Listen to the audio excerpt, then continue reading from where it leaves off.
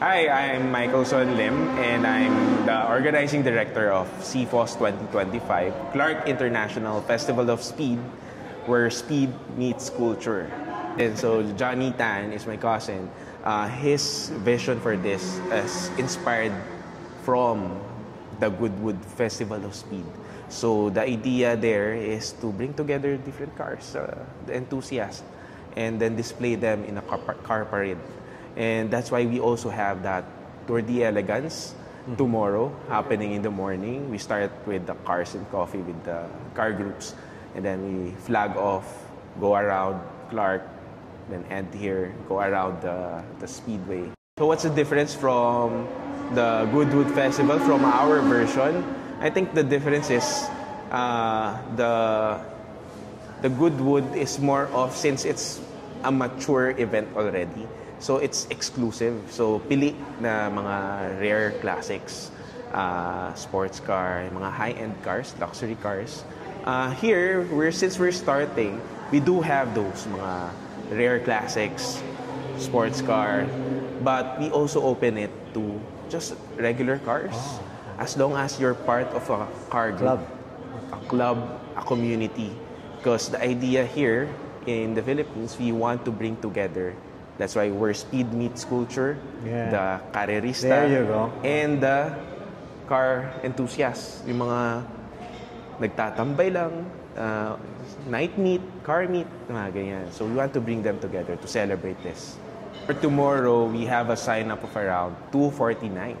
Wow. But of course, we're not expecting na lahat darating. So siguro maybe 20% may fall off, around 200 cars. So we're preparing for 200 cars for That's tomorrow. Still big. Yes. And Last year it was 80 cars. And can you explain what's going to happen tomorrow? Okay. So tomorrow we assemble at the parade ground and have mini cars and coffee. So breakfast, light snack, chit-chat, mingle together with the car enthusiast, no? And then around 8 to 8:30 we start a simple ceremony where our president, Sir Johnny Tan, will speak, and our president, CDC president, Miss De Panadera, will speak also, and then followed with a flag off around 9 o'clock. So when we start the flag off, all the cars will start moving and will parade around Clark. So we put the route inside Clark pa rin, but it's longer than last year since we're expecting bigger number. And then we end in the Clark Speedway. Pagpasok natin dito, we're gonna have a celebratory lap inside, mga 2 laps, and then we'll pause and arrange and photo op tayo. Tomorrow, what they can expect, because tomorrow, after the Tour de Elegance, actually, while we are assembling in parade grounds, ongoing na yung races. So there are races happening here. And then, as we approach CIS, pause muna yung karera. Pasok. Everyone will watch. Pasok ang parade. Ikot. After the parade, we have the track experience. So the CFOS track experience, we invited different car groups, our partners from last year, the previous years. Sila yung unang in-invite namin. They've been supporting us, of course. And some new ones that we invited for a track experience, because usually yung mga car groups, actually wala silang experience in the track. So that's why we're opening it for them to experience it, and maybe humali sila mag-race din, and vice versa.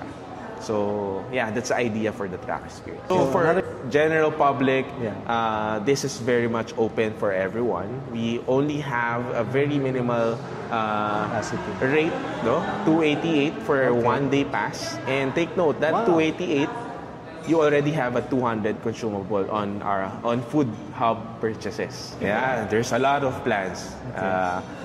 Marami pang vision for si Sir Johnny for this eh. So what's up with the next few years for CIS? We have an ongoing construction. Besides CIS, we have the Tony Museum for cars. So in around maybe 2 years time, mabubuo na yan. So we will bring together different cars that we can post. And we actually featured one here. Yes, yes. Yeah, Yes, so- Did you see it? Yes. The race car in the- The Formula Junior cars that we have. Only one in Asia. Sa inyo yan? Yes, That's sa nice. amin. Wow. It was Family. donated to us by the previous owner. And apart from the museum, we also have an ongoing project off-road around CIS. You can see here we have the river. the river Yeah. here. Tatawid tayo dyan. Nako. So expect yung mga off-road, maybe motor man yan, or four wheels din. Again, 4 wheels and 2 wheels, no? Meron din tayong activity off-road. First of all, we'd like to thank you for coming over. We'd like to invite everyone to visit us here at Clark International Speedway and enjoy the festival. We still have a lot in store. Tonight, we have a grand night, car night meet Tonight. on the grid. Nice. It's first time that we have a car meet inside the track. So watch out for that. Kung hahabol kayo tonight, habol, after work, punta ng Pampanga. Tomorrow, we have the Tour de Elegance. Of course, we have the track experience. And at night again, we have another set of car meets at the kart track. So, Legends of the 90s naman. Wow. So, 90s team. Wow. And of course, whole day we have the food bazaar, the exhibits, the car exhibits for everyone to enjoy. And we have simulators that everyone, free race simulators that you can try. Pwede kayong mag-racing together.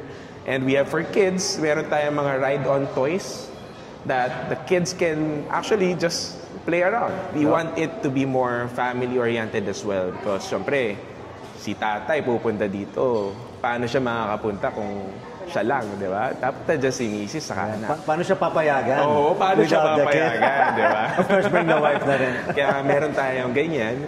And then, finally, Sunday, ayan na, focus tayo on the race. All about the All race. We have around 6 races coming whole day. together for the FIMOS Cup. Wow. What's the price? What's the prize? Trophy? Trophy. And the sought-after Golden Wheel Award.